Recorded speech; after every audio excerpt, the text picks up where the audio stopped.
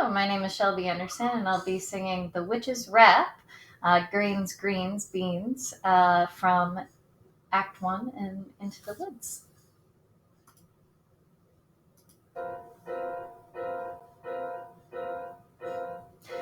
Greens, greens, and nothing but greens. Parsleys, peppers, cabbages and celery, asparagus and watercress, and fiddlefins and lettuce. He said, "Aye," but it wasn't quite, 'cause I caught him in the autumn in my garden one night. He was robbing me, raping me, rooting through my rutabaga, raiding my arugula, and ripping up my rampion, my champion, my favorite. I should have laid a little spell on him right there.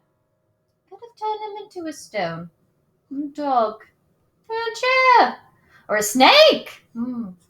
But I let him have my rampion, I lots to spare. In return, however, I said, fair is fair. You can let me have the baby that your wife will bear, and we'll call it square. No, but you had a sister.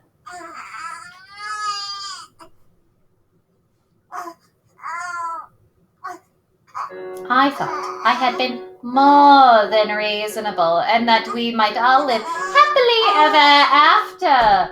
But how was I to know what your father had also hid in his pocket? You see, when I had inherited that garden, my mother had warned me that if I were to lose any of the